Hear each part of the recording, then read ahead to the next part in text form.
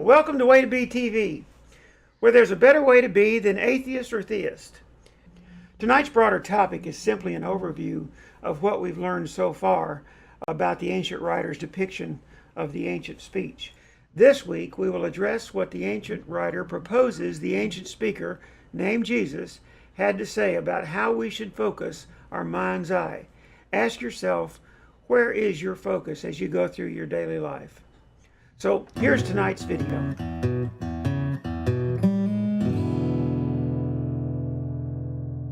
The ancient writer has the ancient speaker saying, "Your eye is a lamp." Everyone knows your eye is not literally a lamp.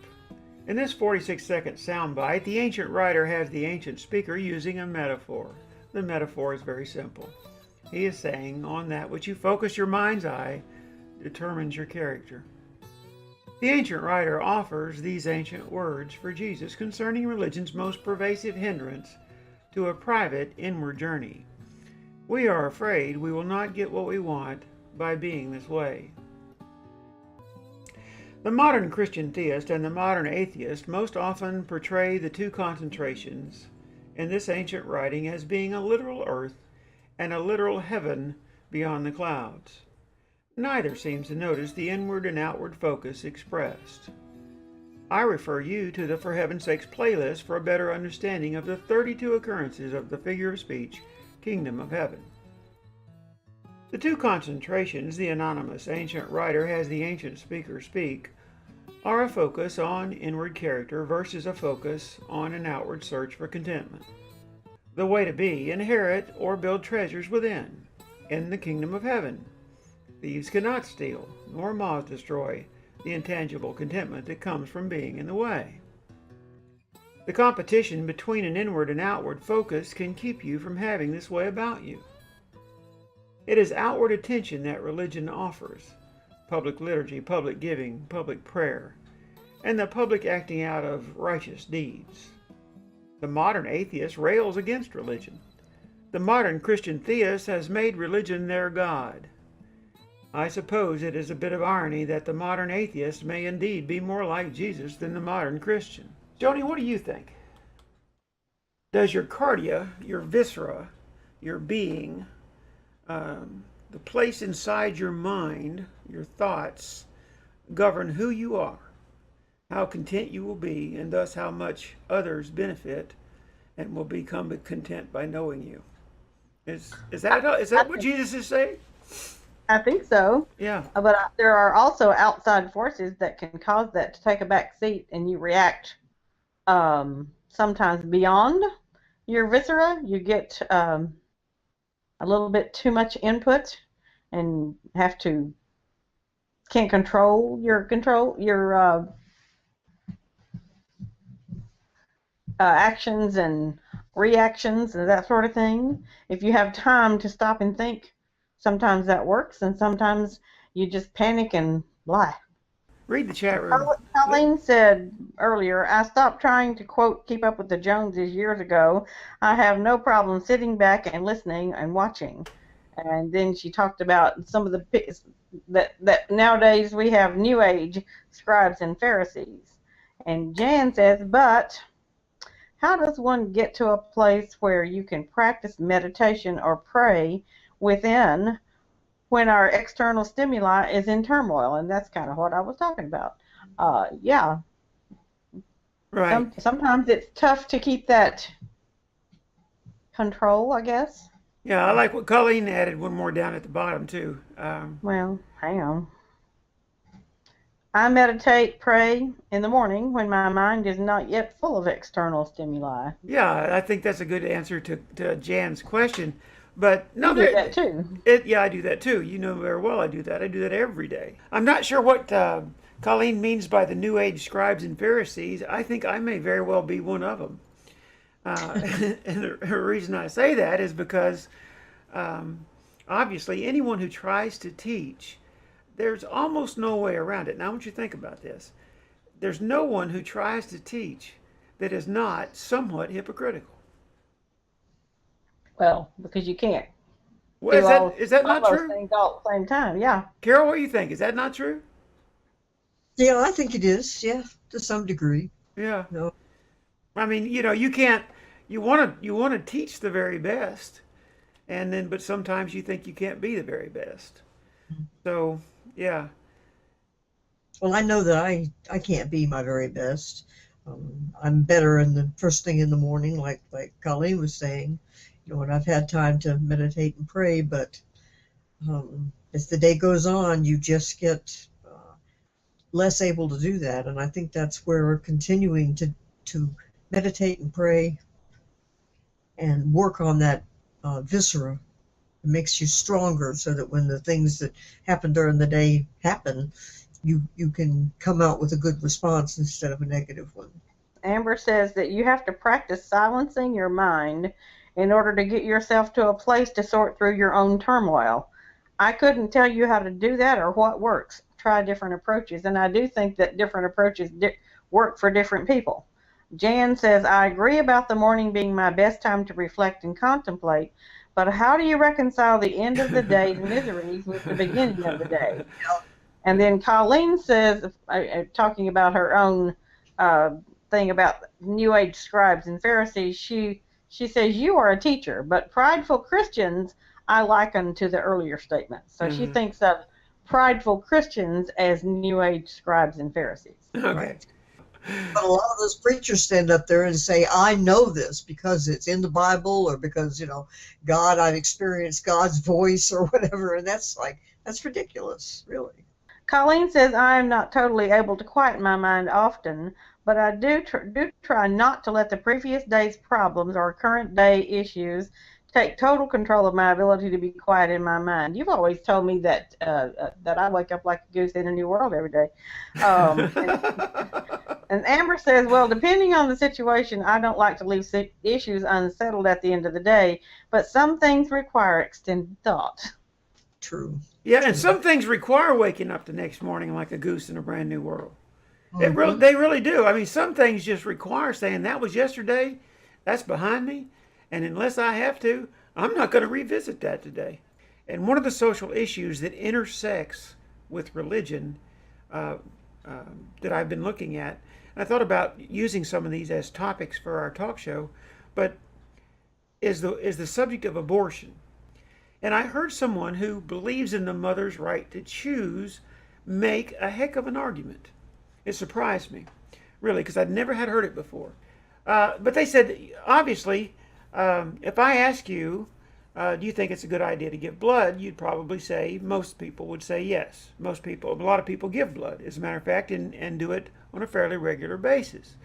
Well, they said, all right, let's say you're in a hospital and someone else is in the hospital, and or you've been in the hospital before, even if you're not in the hospital right now, and someone's in the hospital and you have this very rare blood type and they need it to survive surgery. They need that blood, okay? And it's very hard to find. If you got a telephone call and it said you have to come down to the hospital right now and you have to give your blood and we're going to use it for this person during surgery. But the point is this: should you be forced to give that blood? In other words, you can't say no. A judge could force you to go give that blood against your will. And the caller on the phone, who was against abortion, said, no, I should not be forced to give my blood. And they said, well, then, why should a mother who has conceived a child, whether purposely or accidentally, not be able to make the decision concerning how much of her life and how much misery she is willing to go through in order to conceive that child? Nobody's arguing that the child is not a human. The child is a human. Now, But the question is, should the mother be forced? By us, the rest of us, going to a judge and forcing her to give birth to that child. Wow, that's a heck of an illustration. And then they moved on to, what if you had a kidney match? Right. Should you be forced to give up that kidney to save another person's life, and you know they're going to die, and you're the only person they found with a perfect match? Should you be forced to give that kidney if you don't want to? And see, that changes the question, doesn't it? It does.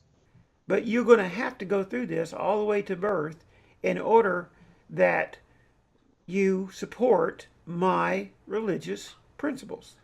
You get my point?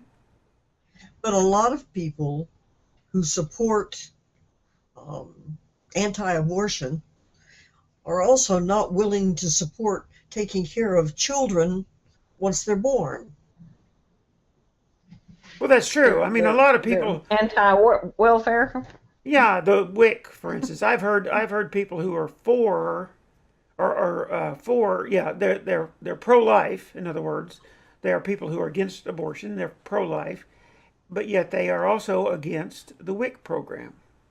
That then comes in the question is, well, maybe there should be abortions allowed, but under what circumstances? You know? And so it's a difficult situation. When you get right down to it, I don't think it's a community decision. The reason I'm for the mother's right to choose is because it's not my decision. It's not my town's decision. It's not the population of the United States' decision. It's that mother's decision. It's like any other decision Yeah. that seems to be socially iffy. If it doesn't affect your life, it's butt out. There's some more Colleen on. says, I'm personally against abortion, but I am pro-choice, not forced. To say what I or any other woman can do or not do with her own body. Jan says, I always wrestle with this question, and I'm glad I never had to make this decision. But bottom line, I think it is a personal choice, and no one should mandate it one way or the other. And Colleen says, yes, Jan. Yes. Which is basically the same thing, and it's not just abortion, it's all social issues. Butt out. And Amber says, look, read what Amber said at the bottom, very bottom. Yeah. Especially a man. No offense. But who often have opinions about things they have no knowledge or way to experience. Oh, yes. Whether it's the abortion issue, whether it's the gay issue, whether it's whatever kind of issue, there are certain things that the population at large don't need to vote on. Yeah. Okay? They just don't. It causes problems. Yeah. Say what, Carol? I can't hear you, hon. The same people that say that there's too much government in our lives and they don't want to support, the children's health thing or Medicare or any of this kind of stuff. And they don't want the government in their lives when it comes to guns. They want the government in their lives as far as abortion and as far as the decision about gay marriage. So that's just different people picking different things. And I don't think the government belongs in much of anything, to tell you the truth, except for the welfare of those who are alive. I think the ones who want the government to do something about what they agree with what they think and make people do things are just, well, it's what Jan says down here. It says, I don't think you can be content in life if you are always up in someone else's business. That's Well, right. I kind of stirred y'all up on purpose with the abortion and the gay and so forth. Let me tell you why. Let me hurt you. Think about what we've been studying.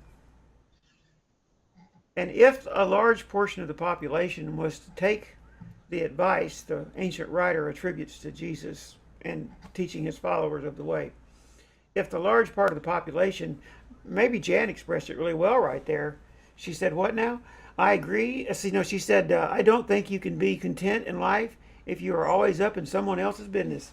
Well, think about what he was teaching them. He was teaching them how to not have these conflicts, because the only way you can have these conflicts is for me to feel like I know better about what you need to do and what you need to think and what you need to allow and disallow than you do.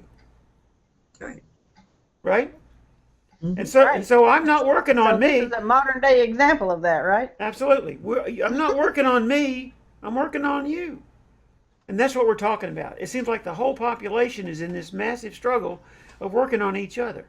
And that's the reason I say there's a better way to be than If atheist not or theist. directly, then indirectly. Right. That's why I use the slogan, it's a better way to be than atheist or theist. I already know that atheists would argue there's no such thing as a in-between atheist and theist. I'm not saying there's an in-between. I'm saying there's a third way to be, okay? And a fourth and a fifth and a sixth, but there's a better way to be than atheist or theist. You don't have to be the one. Tonight's bigger question was going to be, tonight's bigger topic was going to be a summary of what we've learned so far in what the ancient writer says the ancient speaker said to his followers, his known as people of the way. Well, as opposed to what religion teaches us to do. Well, and the truth is, it's pretty much timeless material. Yeah. You know, you can pretty much, you got all the, my grandfather said this all the time, you got all the job you need to work on yourself. But I appreciate y'all being on here. Do avail yourself of the Google Hangouts. Carol, thank you for coming on here. You got any parting words you want to say? No, I can't think of anything. I'll tell you what, I'm going to show your picture right here one time. Look at how she had improved her picture from last week. This week she even put on a necklace and fixed her hair and lit up the room, and yeah, you look good. Well lit. Yeah, she's well lit. So she, I thought I ought to put her on air at least one time. Mostly we're going. She's well lit. Yeah, mostly we're going to use Google Hangouts for like a caller because the reception on the video is so sporadic, and a lot of them that are doing these shows, all you see is pixelated pictures, and I've been having better luck than most people, by the way. But well, I have better luck on the PC than I do on. Oh, sure, yeah, that's that's for sure. Well, that's what I'm on. Say what? I'm on a computer too. Yeah. Yeah. Let's see what we got. A couple more comments there. Oh, Jan says, "Looking good, Carol." Thanks, Jan. Yeah. You guys have a great week, and we'll see you later. Bye. Bye.